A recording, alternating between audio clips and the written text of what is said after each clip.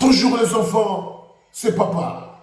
Mon mur est un asile psychiatrique à ciel ouvert et ma salle d'attente est toujours bondée. Bienvenue dans le premier podcast de la journée, bienvenue dans le 8 heures de la clinique. Vous avez vu avec détresse, on va prendre le cas de la CRTV à côté. Assieds-toi d'abord Samuel. Samuel, tu vois que Mion part à la canne, même sans le coach, ça va aller. Même sans le coach, ça va aller. Parce que la présence seulement de Rigobert dans le staff des Lions Indomptables commence à être un problème. Frérot, Rigobert, si tu aimes le Cameroun, quitte sur ce truc. Si tu aimes vraiment ce pays, si tu as de l'amour pour le sport, si ce n'est pas tout pour ta gueule, si tu aimes encore un peu le vert ou jaune, libère le poste de manager sélectionneur, frérot. Libère ce poste. Tu ne connais exactement rien sur le management du football. Tu ne connais rien, broda. Ne te mens pas. Tu n'as aucune idée, ni aucune vision de jeu. Tu n'as pas une technique ou une stratégie de jeu que tu veux proposer à l'équipe nationale du Cameroun. Avant, tu avais l'esprit, le Hemlet.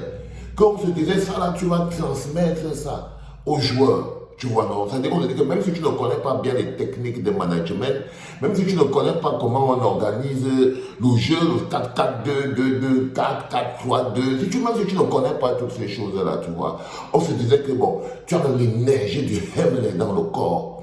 Et que ça là, ça peut suffire pour pousser les joueurs loin. Mais même l'énergie du Hemlet, Rigo, tu n'as plus. Même l'énergie du Hemlet, ça veut dire que tu n'apportes rien à l'équipe nationale du Cameroun, Rigobert. Et comme la nature a horreur du vide, si tu n'apportes rien, ça veut dire qu'en fait, tu es un problème.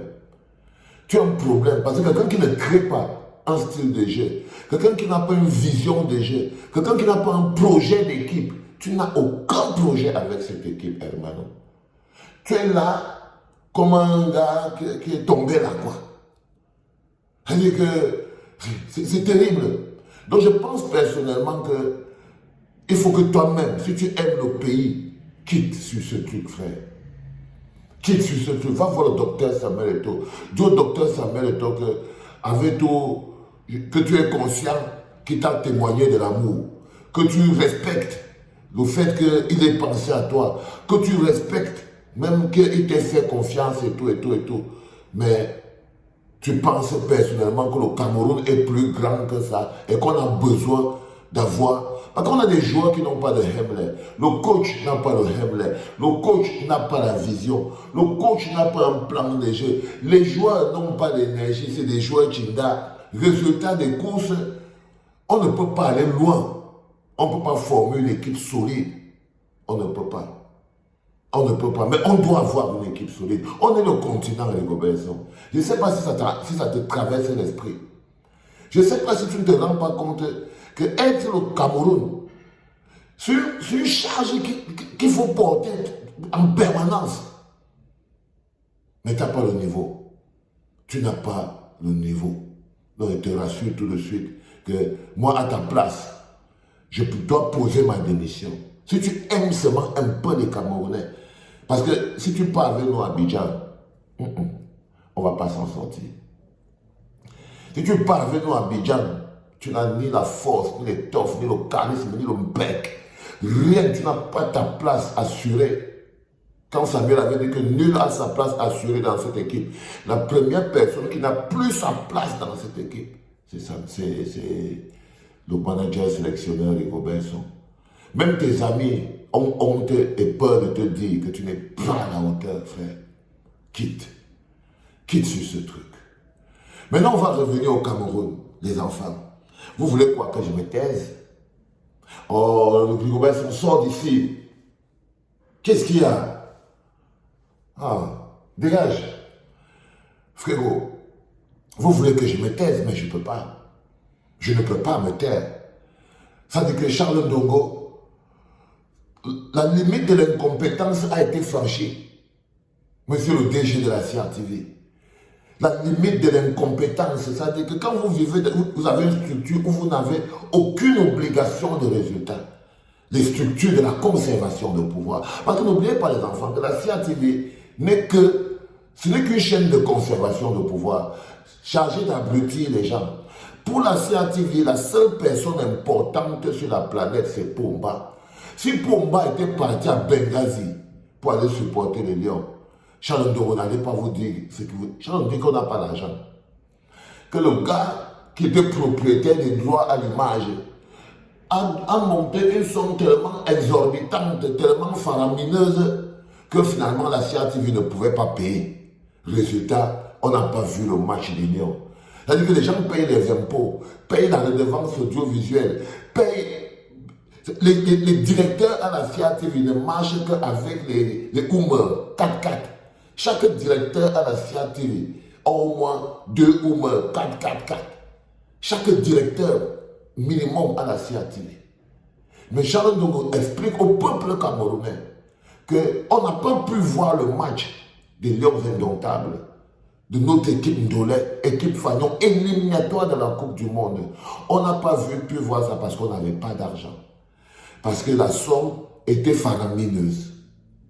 Charles Ndongo explique au peuple camerounais que les droits de diffusion de l'image étaient faramineux. Je connais parti regarder le match sur Equinox.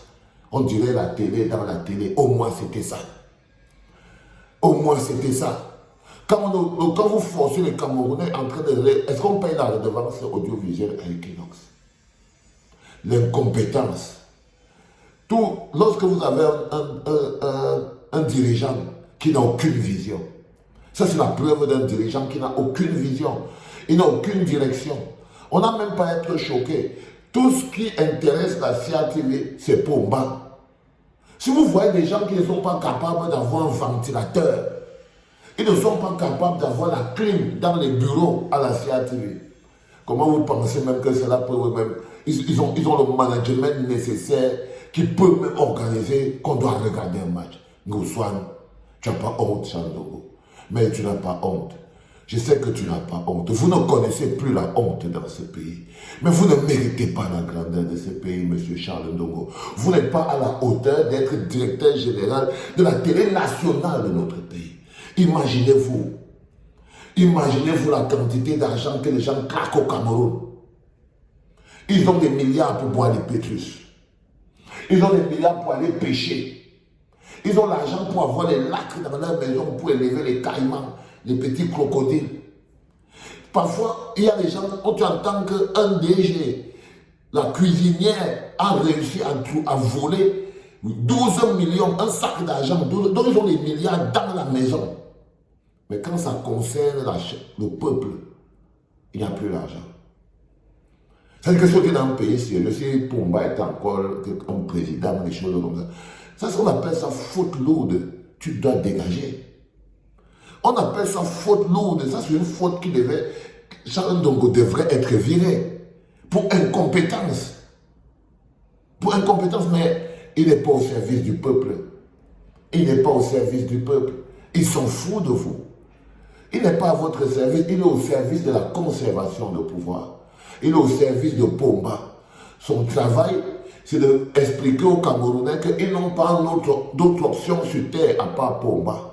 Son travail, c'est de faire comprendre aux gens que Pomba, c'est l'alpha et l'oméga. Son travail, c'est d'abrutir les Camerounais. Toute une télévision nationale. Même l'expérience que les journalistes de la CATV allaient avoir, qu'ils apprennent à reporter les matchs, ils descendent, ils partent voir préparation de la coupe. Rien. Incompétent. Tu es une incompétence, Charles Ndongo. C'est même le summum de l'incompétence. C'est le summum de l'incompétence. Mais c'est parce que quand on est dans un presque pays, on a des gens comme vous autres. Journaliste de la conservation du pouvoir. Il est devenu patron de la télévision nationale qui elle-même ne s'est spécialisée que dans la conservation du pouvoir. Un seul homme est important pour eux là-bas à la CATV. Un seul homme a de la valeur, c'est Pomba. Si Pomba était là-bas, c'est sûr que vous allez voir qu'ils allaient se battre pour filmer. Vous voyez ce que vous dites? Dans votre pays, là, c'est ça le problème. C'est qu'il y a un seul homme qui a de la valeur. Tout le reste, personne ne respecte, ça ne vaut rien. C'est-à-dire que tant que Pomba ne sort pas, on ne range pas la route. Vous ne voyez pas quand Pomba veut sortir. C'est là où le maire se rend compte qu'il doit rapiécer la route. Parce que Pomba doit sortir. Tant que Pomba ne sort pas, la route ne sert à rien. C'est là où tu vois, il va badigeonner un peu la chose sur le bord de la route. Parce que Pomba va sortir. Tant que Pomba ne sort pas, rien. Et si on dit que Pomba va prendre l'hélicoptère ou bien va sortir la route, il laisse la route. C'est tellement de l'incompétence, M. Chandungu. Mais, vous savez, pour grandir, il faut traverser des étapes de souffrance. Et la souffrance est un élément fondamental pour construire un peuple. Un peuple qui souffre ensemble se construit ensemble. Les enfants, lorsque le changement devient inéluctable, même les actes de conservation les plus compliqués deviennent des changements. Love you, my people. C'était papa.